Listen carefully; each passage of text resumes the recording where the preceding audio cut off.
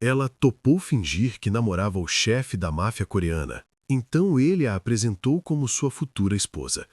Você disse sim para um jantar, uma noite, uma simples performance na frente de pessoas que nunca mais veriam você.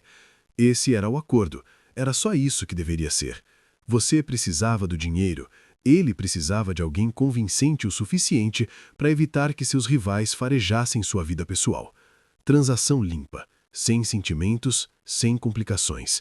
Você apertou a mão dele num estacionamento às 23 horas e se disse que era inteligente demais para essa situação, que conseguia entrar, representar um papel e sair, que um homem como Kang Jun-ho, com seus ternos sob medida, seus olhos frios e a forma como salas inteiras se transformavam quando ele entrava, era só um trabalho. Você quase acreditou.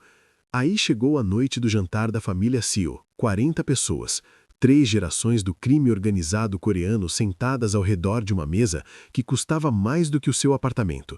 E Jun-ho se levantou, taça na mão, com aquela expressão que você já havia aprendido que significava que ele tinha decidido algo sem te consultar, e te apresentou não como namorada, não como acompanhante, como sua futura esposa.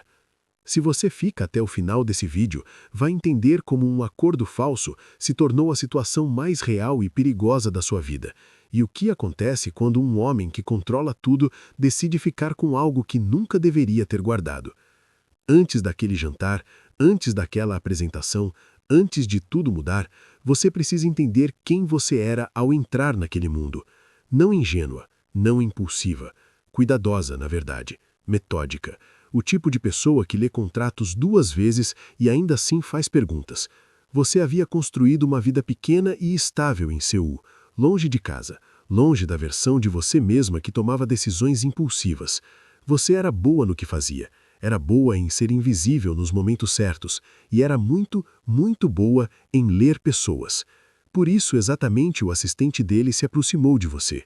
Porque Jun-ho não precisava de alguém bonita. Seul tinha muitas mulheres bonitas. Ele precisava de alguém convincente. Alguém que conseguisse sentar na frente de pessoas treinadas para detectar engano e não piscar. Alguém que entendesse a performance social bem o suficiente para executá-la sob pressão. Você cumpria cada requisito de uma lista que nunca soube que existia. O primeiro encontro foi breve, clínico. Ele te olhou da forma que alguém olha um contrato, avaliando termos, calculando o risco. Falou em frases medidas, descreveu expectativas.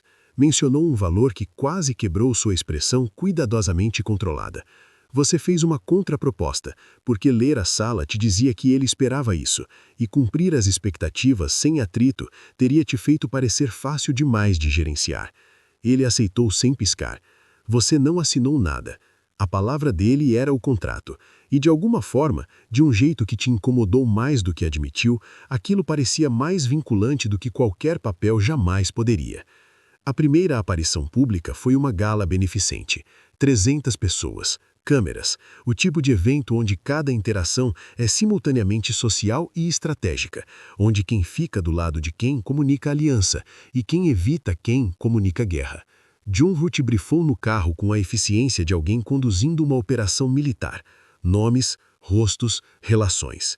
O que dizer, o que nunca dizer, para quem sorrir com calor e para quem sorrir com cuidado. Você absorveu tudo e fez 3 perguntas que ele não esperava, perguntas afiadas sobre dinâmicas que ele havia resumido rápido demais. Ele te olhou diferente depois dessas perguntas, não com calor, com recalibração, como alguém atualizando uma avaliação no meio do processo. Na gala, você performou.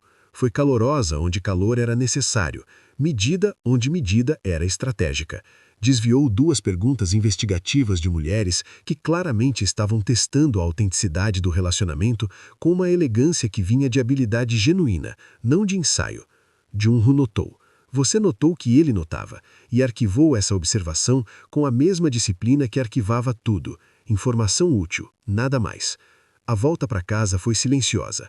Na sua parada, ele disse algo que não estava no briefing. Algo pequeno. Um detalhe da noite que ele havia achado, e aqui estava a palavra que não encaixa no quadro clínico que você havia construído ao redor dele, divertido. Você o olhou. Ele já estava olhando pela janela. E algo mudou. Imperceptivelmente. Perigosamente. Semanas passaram. Aparições se acumularam, e com cada uma a performance se tornou simultaneamente mais natural e mais complicada. Mais natural porque vocês foram aprendendo os ritmos um do outro, a forma que ele colocava a mão na sua cintura quando alguém se aproximava e ele não confiava, a maneira específica que você inclinava a cabeça ao concordar com algo que na verdade discordava, os silêncios que desenvolveram que pareciam intimidade para todos que observavam, mas que eram simplesmente, você se dizia, taquigrafia profissional. Mais complicada porque a linha entre performance e realidade requer manutenção ativa e constante, e manutenção ativa e constante é exaustiva. Você começou a notar coisas que não havia orçado, a forma que ele lembrava de detalhes que você mencionava de passagem uma única vez, a forma que ele se posicionava fisicamente entre você e qualquer um que olhasse meio segundo a mais. A forma que ele perguntava, depois de noites particularmente exigentes, não como tinha ido a performance, mas como você estava. Palavra pequena, diferença enorme. Você se disse que era proteção de investimento, que você era um ativo que ele precisava funcional, que cuidado no mundo dele era sempre transacional. Você era convincente na maioria das vezes. Aí chegou a tarde em que ele cancelou uma reunião internacional, algo que o assistente dele te comunicou com um espanto mal disfarçado, porque você havia mencionado de passagem que não estava se sentindo bem.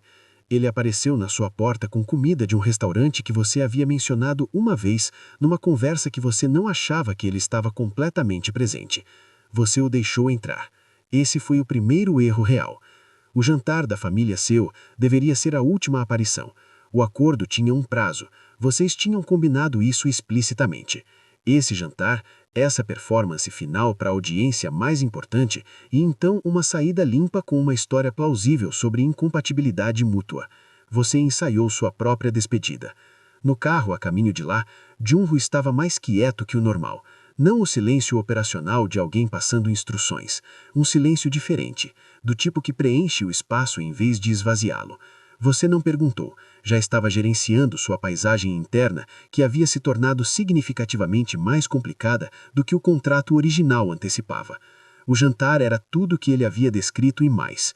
O patriarca seu te observava com a atenção específica de alguém que havia construído um império, encontrando a fraqueza em tudo. A esposa dele te fazia perguntas que soavam sociais, mas eram arqueológicas, escavando em busca de inconsistência, das costuras entre performance e pessoa. Você sustentou cada pergunta, respondeu com a mistura certa de calor e limite. Você era objetivamente excepcional. Aí Junho se levantou, taça na mão, com aquela expressão que você já havia aprendido que significava que ele tinha decidido algo sem te consultar, e te apresentou não como namorada, não como acompanhante, como sua futura esposa. Se você fica até o final desse vídeo, vai entender como um acordo falso se tornou a situação mais real e perigosa da sua vida, e o que acontece quando um homem que controla tudo decide ficar com algo que nunca deveria ter guardado. Você sorriu, porque a única alternativa era algo que custaria tudo para vocês dois naquela sala. Você sorriu e alcançou a mão dele e performou os 30 segundos mais importantes de todo o acordo. O calor convincente de uma mulher que acabava de ouvir exatamente o que esperava ouvir do homem que amava.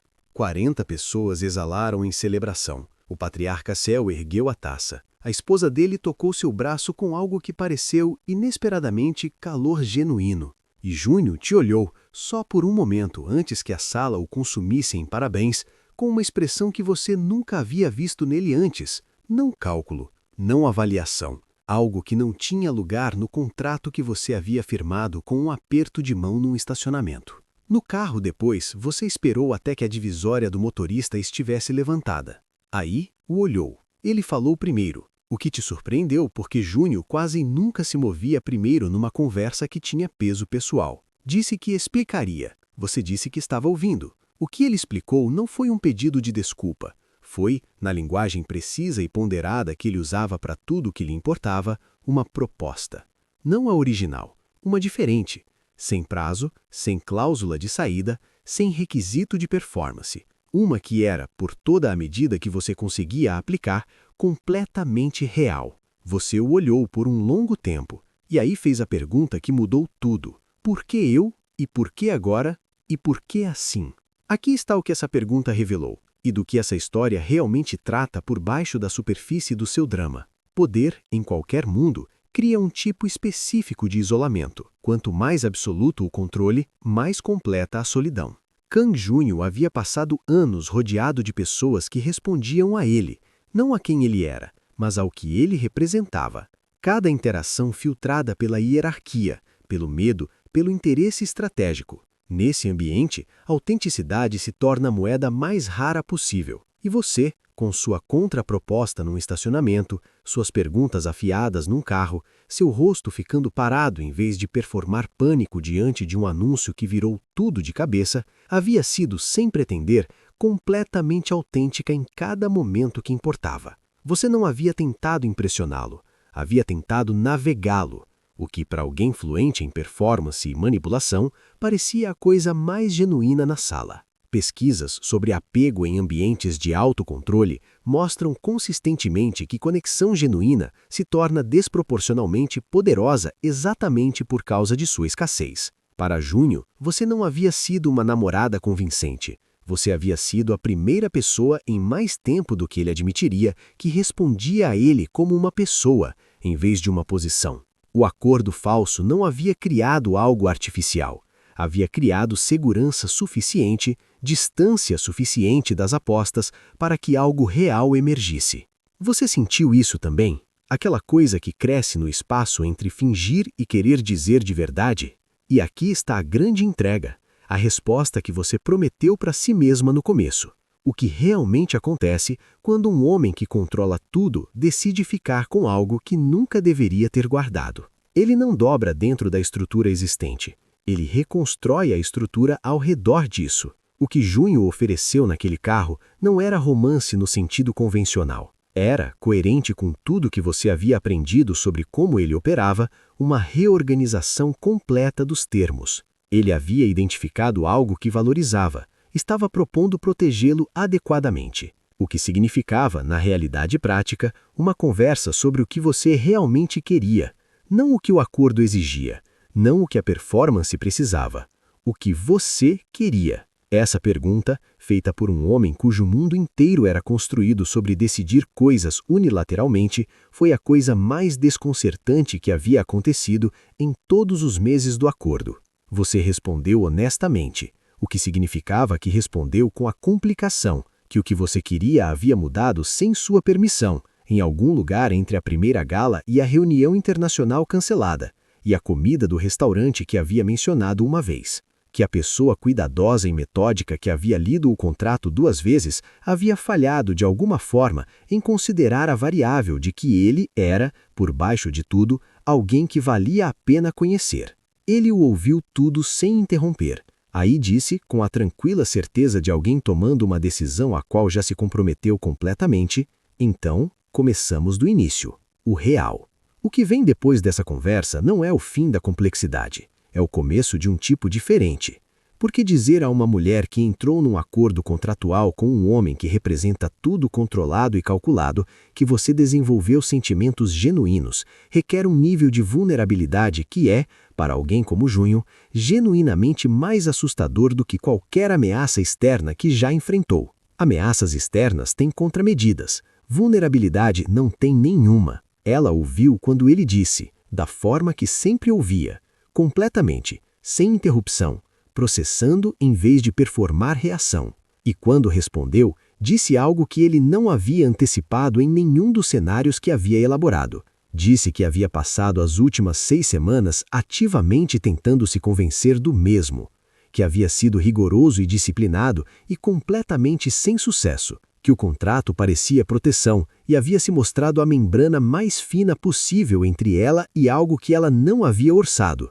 Ele não havia planejado a qualidade específica do alívio que chegou com essas palavras. Alívio não era uma emoção com a qual tinha experiência significativa. O mundo dele não produzia muito disso, mas reconheceu, e reconheceu no mesmo momento que era para isso que estava construindo sem saber que construía. Não o império, não a estratégia, não a posição.